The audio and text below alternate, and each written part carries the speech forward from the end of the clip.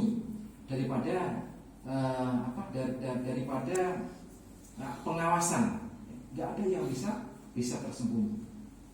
Kemudian keberadaan manusia di saat itu bagaimana? Manusia itu diciptakan oleh Allah Subhanahu wa taala setinggi 60 hasta, kayak tingginya Nabi Adam alaihissalam. Itu dalam hadisnya 60 hasta semuanya. Dan mereka diciptakan dalam keadaan sehat, ya, dalam keadaan sempurna. Namun wujudnya berbeda-beda. Kalau orang kafir, ya nanti berdasarkan amal-amal mereka. Kalau orang muslim berdasarkan amal mereka. Nah, bahkan beberapa hadis mengatakan ada orang yang dibangkitkan oleh Allah itu dalam keadaan lidahnya terjulur, ya. Kemudian baunya itu tak karu-karuan busuknya, sampai orang yang kanan kiri itu resah menanggung baunya. Ada yang mereka itu dibangkitkan tidak bertangan, tidak berkaki. Ada yang mereka dibangkitkan itu kepalanya jadi yang jalan, kemudian kakinya ada di atas. Ada yang tembuknya itu terpotong dari belakang. Ya itu ada hadis yang sahih, ada yang nggak sahih. Itu aja. Yang jelas sifat manusia di waktu itu oleh Allah dibangkitkan berdasarkan amal perbuatan mereka masing-masing untuk mempertanggungjawabkan selama perjalanan mereka di dunia ini. Ketika Yamud ada hari berbangkit, ya. Nah, sampai kapan waktu mereka itu menunggu? Sifatnya di sana itu kan dibangkitkan dalam keadaan tidak bersandar, dibangkitkan dalam keadaan tidak berpakaian urop, ya. Dibangkitkan dalam keadaan huslah, artinya mereka itu tidak berhitan. Laki-laki dan perempuan itu campur bersama-sama. Nah, mereka sudah tidak ada malu. Karena apa? Mereka itu tidak akan pernah memikirkan orang lain. Karena susahnya di hari itu matahari 1 mil di atas kepala. Digambarkan dalam hadis lain, keringat orang-orang itu ada yang sampai lutut, ada yang sampai di dada, ada yang sampai menenggelamkan dia, sehingga mau bernapas pun harus kayak itu. Udah, itu keadaan susah yang luar biasa. Yang sampai kapan keadaan kayak ini dialami? Keadaan kayak ini bisa dialami. Maka di sana umat Muhammad, ya, yang beriman itu lain pengalamannya. Di saat semuanya susah kayak itu, kemana-mana umat Muhammad berjalan itu ada selalu mendung yang mengikuti. Kemudian wajah-wajah mereka ini bersinar karena pesan daripada air wudhu, ya, pesan daripada air wudhu. Nah, biarpun di antara umat Muhammad juga ada yang sengsara, tapi banyaklah gitu. Mudah-mudahan kita termasuk orang-orang di dalam. Jadi keadaan yang menyusahkan itu semuanya bingung, tidak mengetahui sampai kapan saya harus dalam keadaan seperti ini. Tidak ada yang mengetahui. Saking bingungnya, saking tidak mengetahui. Maka disinilah mereka itu berusaha untuk mencari pertolongan. Maka hilang. Ada yang namanya syafaat Rasulullah itu ada 2. Yang satu syafaat surah, yaitu permohonan Rasulullah kepada Allah Subhanahu wa taala untuk menyelamatkan hamba-hambanya yang beriman daripada kesengsaraan di yaumil mahsyar. Itu syafaat surah. Yang kubra nanti adalah permohonan Rasulullah kepada Allah Subhanahu wa taala untuk menyelamatkan umat Muhammad yang masih ada di neraka. Itu ada dua syafaat yang di dalam hadis itu. Maka mereka mencari perlindungan yang luar biasa. Yang mereka datangi itu pertama Adam alaihissalam. Kata mereka kepada Adam, ya Adam, engkau adalah bapak kami, engkau adalah penghulu kami. Dalam keadaan seperti ini, tolonglah memohon kepada Allah agar kami semuanya itu diringankan dan dipercepat untuk Allah menghisab kami. Jadi minta dipercepat untuk menghisab. Kata Adam, bagaimana? Saya ini juga gak mampu untuk berdoa kepada Allah. Saya malu karena saya antara hambanya yang pernah durhaka kepada Allah di saat kami berdua dilarang untuk mendekat suatu pohon, kami dekati dan itu kami makan. Kami malu kepada Allah Subhanahu wa ta'ala.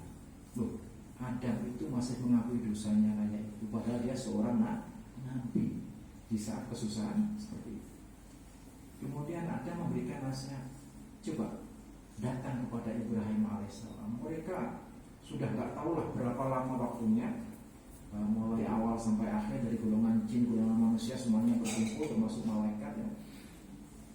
Bagaimana ketika sampai pada Nabi Ibrahim? Sama jawab Ibrahim alaihissalam, kami ini malu kepada Allah, nggak mampu untuk berdoa seperti yang engkau minta. Kami ini pernah 3 kali berdusta. Ibrahim itu pernah berdusta 3 kali ya. Dusta yang pertama ketika berjalan dengan Sarah. Kemudian di sana ada Raja Namrud yang biasa mengambil istri orang yang cantik-cantik. Begitu Ibrahim ditanya, ini siapa? Ini saudaraku. Ya, ini saudaraku, bukan dikatakan istriku. Kalau istriku nanti akan diminta. Kemudian berdusta kedua kalinya ketika dia itu diajak oleh kaumnya untuk pesta ria, suatu kesyirikan. Dia mengatakan, saya ini sakit melihat gaya itu. Dia sakit ya, mengatakan sakit bukan melihat gaya itu, sakit itu aja ya. Sakit hati maksudnya ya, melihat orang-orang yang minum-minum seperti itu. Kemudian dusta dia yang ketiga, ketika ditanya oleh kaumnya, siapa yang membunuh, yang merusak harta ini? Tanya aja pada yang besar itu dosa. Dan ini Nabi Muhammad tidak mengatakan bahwa itu perbuatan dosa sebenarnya. Ini adalah satu teori untuk menyelamatkan daripada akidah dan untuk menyelamatkan jiwa. Sehingga kalau kita berdosa dalam hal-hal yang baik, sebenarnya berdusta ya, dalam hal-hal yang baik itu masih ada kemaafan daripada Allah Subhanahu wa ta'ala. Seperti teori dusta yang pernah dilaksanakan oleh Nabi Ibrahim alaihissalam untuk menyelamatkan akidah dan untuk menyelamatkan jiwa dia sendiri.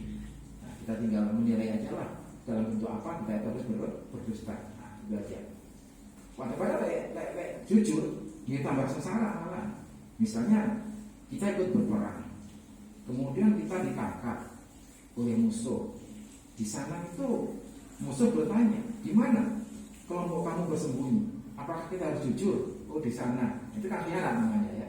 Jadi ada tempat-tempat yang kita itu boleh berdusta, tapi demi keselamatan apa yang kita miliki sebagai hak yang jelas, terutama berdusta di dalam hal akidah, termasuk dalam hal ibadah. Nah, coba kita pikirkan sendiri. Oke, sehingga Ibrahim gak mampu untuk berdoa kepada Allah Subhanahu wa ta'ala. Kata Ibrahim, datanglah kepada Musa alaihissalam.